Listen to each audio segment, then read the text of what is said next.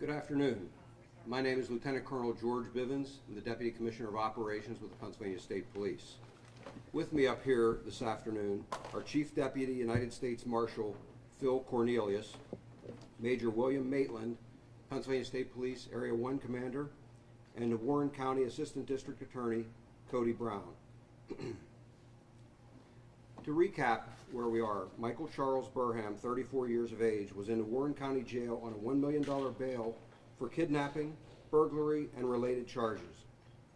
During the late hours of Thursday, July 6th, Burham escaped from the Warren County Jail.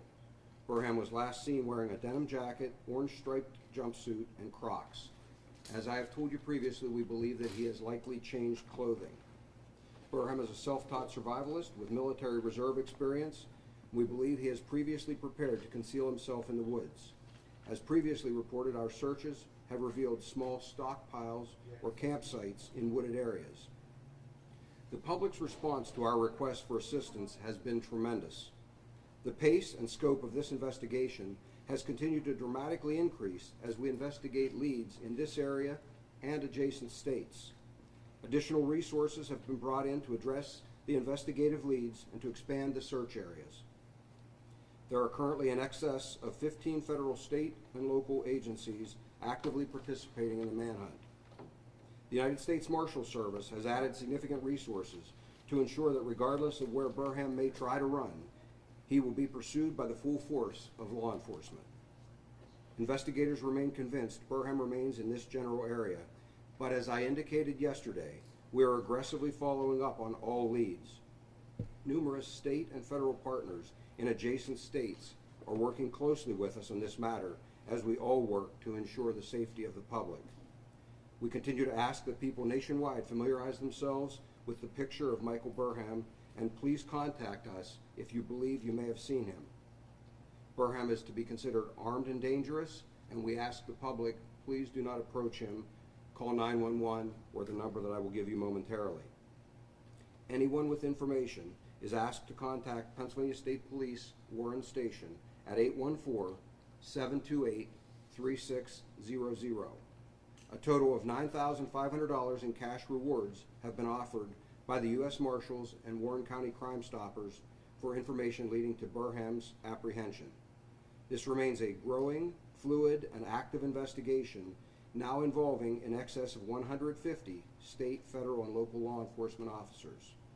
The Pennsylvania State Police and our partners are utilizing all appropriate resources, and we are committed to the safety of the residents in the Warren County area and beyond.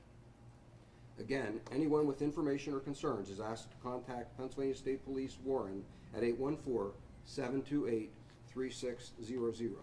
I would be happy to take your questions at this time. I'm sorry, I'll get to each of you, but... Lieutenant Colonel, Drake Park from News Nation, do you have any indication that Michael Burham might be getting some kind of assistance from anyone in the area here? We do believe that he is getting some assistance. From where or what that type of assistance is, I'm not prepared to comment on. But as I've previously indicated, we are investigating that, and we are prepared to prosecute anyone who does offer him assistance. And can you talk about that stockpile, what you guys found, what type of items you found at the camping site in the stockpile? I won't go any further than to say some supplies that would assist him with prolonged stay in a wooded area. Some are reporting that a neighbor found their dog dead, somebody had broken into their home. Is that associated with Michael Burham at this point in the investigation? That has been investigated, as have several other burglaries, not only here, but in adjacent areas, even across the border into New York. To this point, we're not aware of any of those that are directly associated with Burham. Lieutenant Colonel, it was mentioned by the sheriff here that they believe that he rappelled from the side of the building using bed sheets tied into rope. Is there any indication that either he was getting assistance from within the prison or that this could have been an inside job? I can tell you that that is being thoroughly investigated. That is not the focus of our investigation. The Warren City Police Department is the primary in that particular investigation, but we are obviously discussing all aspects of these investigations. That is something that's been looked at, and when they have their investigation completed, I'm sure we'll be prepared to address that. And can you give any details as to the search that occurred yesterday on 3rd and Water? There are a number of searches that have occurred, and I'm familiar with that one, of course. That particular one was in regard to a tip or phone call, and I don't want to go any further than that, but he was not located at that residence, but there had been a reported sighting, and our people responded accordingly. Lieutenant Colonel, is there any reason to believe at the moment that you're any closer today than you were 24 hours ago to finding Burham? You know, we've conducted many of these types of investigations of various size and scope over the years. It's always impossible until you've actually captured a person to know just how close you are. What I can tell you is, as I've said, we are pushing him hard. You know, I've talked about the resources that are committed. We continue to ramp that up. We continue to make sure that we're putting pressure on him. And we won't know until we capture him just how close we really are. But I am convinced that the approach that we are taking will be successful. There is no doubt in my mind we will capture him at some point. I can't obviously make a promise when that will be, but sooner rather than later, and we are working diligently to make that happen. Obviously, geography plays a big role, and it's difficult here in a manhunt because of the terrain, but does it affect your technology as well? Is it harder to communicate, or there's some pieces of technology you might use that you can't because of the woods, because of the lack of cell service, etc.? There are challenges in any search or manhunt like this. I believe we are able to adapt to any of those challenges.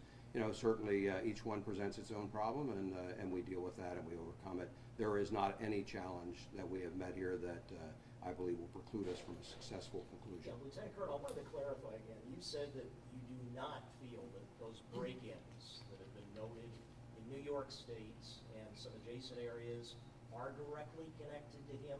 And number two, what I was going to ask is, those ring videos, some of the videos that you've been collecting from residents, did they turn up anything so far that you feel? I don't want to comment on specific pieces of information or leads or evidence. Again, what I would say in general is that we have found no indication in any of those break-ins that they were directly related.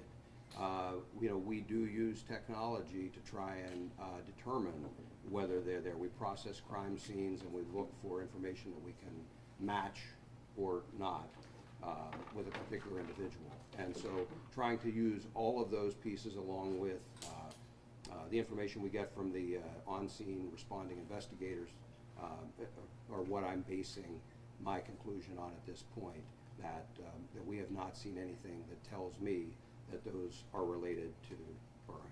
Wasn't this pretty cursory, though, from what we're understanding? Just town police going out to check and maybe just talking to the resident as opposed to a really strong investigation at the scene, trying to determine if he was breaking windows or what exactly he might have done, and especially knowing that perhaps he has a family in that area. Yeah, and I am aware of those specific concerns in terms of family in the area. Again, without going into detail, based on our information we've received, not only from local police, but in the case of anything in New York, we're working actively with the New York State Police. I believe we're receiving reliable information, and that's what I'm basing my conclusion on. You said you're confident that you're going to capture him based on your approach. Could you elaborate more on what your approach is? What do you mean? What makes you so confident that you're going to eventually capture him? Well, you know, I believe we are putting significant pressure on him. We're actively pushing him in these areas. If he is here, he is not getting any rest, and we are using technology to our benefit. And again, I don't want to go into all of those types of technology, but I believe at some point we will force him to make a mistake, and when he does, we will use that to our advantage. Have there been any sightings confirmed? There have been a number of sightings. I cannot rule out conclusively every one of those.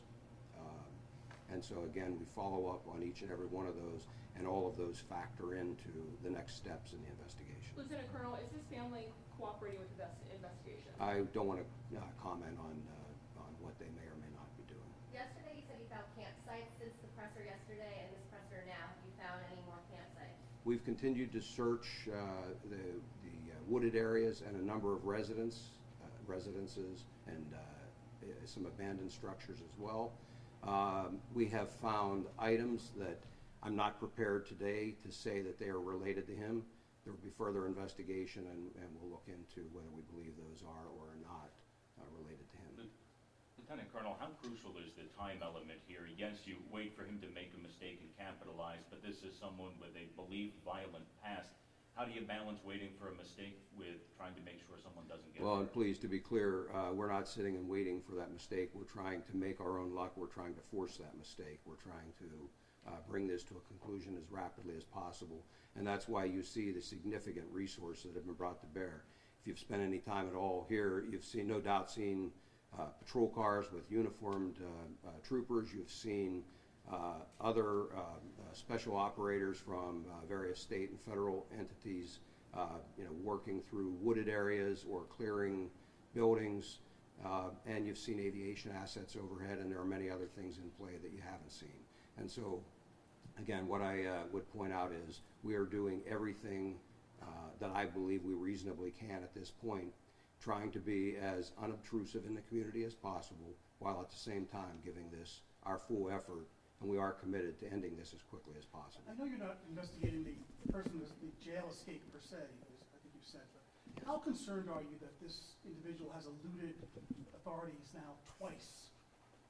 Well, obviously that's a concern for us from the standpoint that he has experience in running from law enforcement. What will be done with him after he is captured, and he will be captured, again, that's a discussion for another day as to where he will be housed. I would expect that whatever those arrangements are, that we will be certain that he will be securely held so that we won't have another issue like this. Again, the escape itself, I'll let that to others to investigate and follow up and take appropriate action. Our focus right now is to get him back into custody. Do you feel like you've been close? I know you don't want to reveal too much about exactly what's going on out there, but do you feel like you've been close to getting him at all? I believe that we are actively and aggressively pushing him. I don't want to say any more than that, or try and characterize that in terms of how close, but I do believe that we are on the right path. Lieutenant Colonel, there's been so much said about him being a self-taught survivalist. What do you know about that? I mean, have you spoken to anyone to get a sense of what that means? And self-taught, how extensive is his training? And We have, again, I don't want to go into all of that here, but what I would tell you is that our investigators have interviewed many, many people, associates, relatives, fellow inmates, many, many interviews that have been conducted. From that, we have drawn a picture of who he is and how we anticipate that he may react to various situations. All of that, again, factors into our actions as we work on apprehending him and again, bringing this to a conclusion as soon as possible. Lieutenant Colonel, considering that some of these leads are coming from the Allegheny National Forest, which a lot of people use recreationally, is there reason to believe that people who may be up there at some campsites are at any heightened risk? And is there a way that all of this situation is being communicated to them, considering that they may be in a remote situation where maybe they're not getting the updates that we are? We are making every effort to get the word out. I mean, I think the press conferences like this and trying to cooperate fully with the media is one way that we're doing that. We are also pushing information out on social media. Those who are responsible for patrolling those areas, I know, are also putting information out. And at this point, we're not suggesting that people shouldn't use the National Forest, or should change their plans in any way. What we are suggesting is that they remain vigilant. If they see something, there's no reason to believe that they would not be able to simply stay back, reach out to law enforcement, and let us investigate and take a look. In the meantime, we also ask them, as I've said, make sure their cars are locked, that things aren't out and easily accessible by him, whether it's supplies that he might use, a weapon that he might access, or even a vehicle that he could use to escape the area. All of those things are critically important to us. Yesterday you said it's possible someone may be helping him. Today you sound more confident in that. Is there definitive evidence now that someone is helping him? I'm not going to comment any further than to say what I've already said, that We do believe that's a distinct possibility, and we are thoroughly investigating that with the goal of prosecuting that. Lieutenant Colonel, I know you can't speak for the investigation of the prison jail itself, but can you say if people are being extensively questioned, the staff, is there any video that would show or depict him in there, or give you any indication of how he was able to do what seems like a rather remarkable escape here? Are there videos or anything like that? There is some information available to investigators that I believe will conclusively allow them to determine how that escape occurred. Again, it's not our purview in this investigation, and so I really don't want to comment any further than that, other than to say that I do believe that the Warren City Police will be able to determine that, and we are privy to interviews that have been done as they relate to any information that might help us have a better understanding of Burham.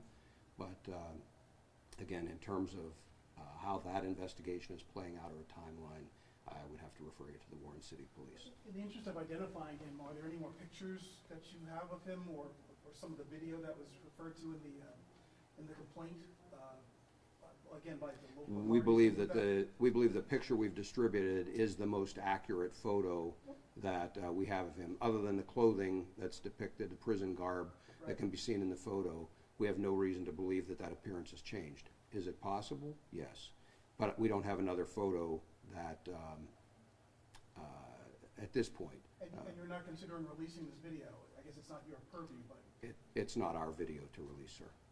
Lieutenant Colonel, obviously, priority one is getting Burham back behind bars, and that's worth every penny. But is it accurate to say that marshaling forces of this scope comes at a steep cost to taxpayers, that doing something of this magnitude is not cheap if you're going to do it well and capture them? It does come at some expense, yes, sir. There have been residents that have said that, there have at least been 2 scenes over the last couple of days near the waterfront being checked out. Can you speak to the importance of a water source to a person like Burham? Well, I mean, certainly a water source is important. The specific location of those residences that you're referring to that we've checked out, I don't know that a river is particularly important versus a stream. A water source is important to them, I'm sure, for drinking and for surviving. But I don't know that there's any particular significance to the fact that those homes were near the river. Now, those campsites that you referenced earlier, are they designated to like a small, specific area? Are they wider in scope in terms of where? There are items that we have found in a variety, not just in one specific area, but in a variety of places. And again, I don't want to get any more specific than that. I wouldn't want him to know exactly what we have found or not found at this point in time if he is able to access media or information in any way. Lieutenant Colonel, just one last point. You had said yesterday, I believe, it's been said all along, consider him armed and dangerous. Yes. Do you have any reason to believe at this point he has gained access to a firearm or any kind of a weapon? I do not have conclusive evidence that he has obtained a firearm. As I have said all along, he is absolutely a dangerous individual based on his past actions. In the past, he has sought and been successful in obtaining a firearm when on the run.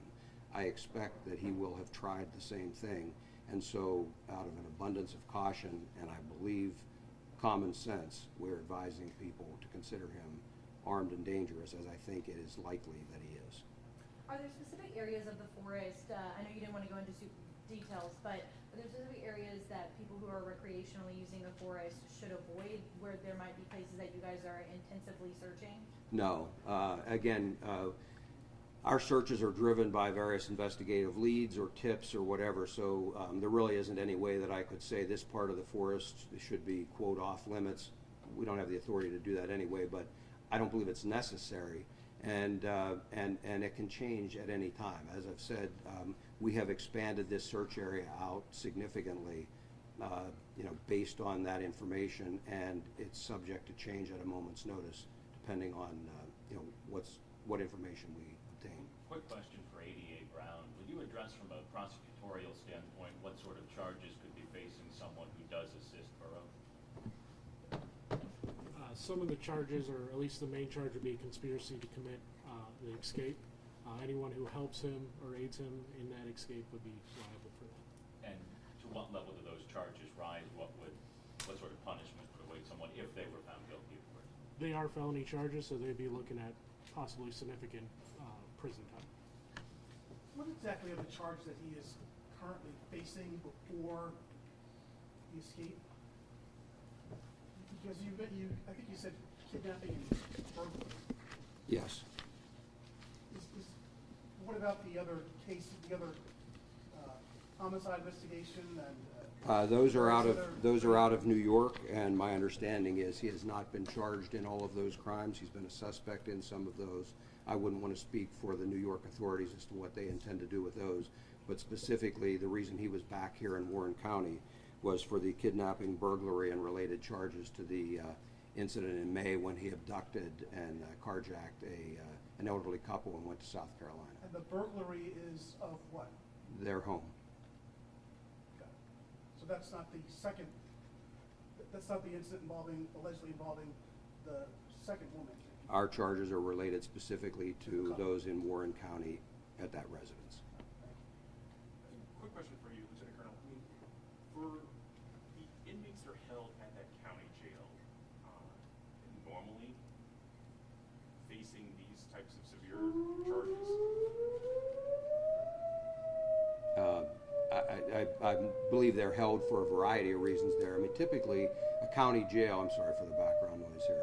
Typically a county jail is the place that an individual is held for a charge anywhere from a relatively minor charge if they have not been placed on bail on up through and including homicide until a case is adjudicated or until they're out on bail. At some point, in more serious cases, they would then be transferred to a state correctional institute or a federal correctional institute, depending on where how the case proceeds. Okay. Well, I thank you all. Thank you for your assistance in getting the word out. And again, we ask the public to please give us a call if there is anything that they have a concern about and would like us to take a look at. Thank you again.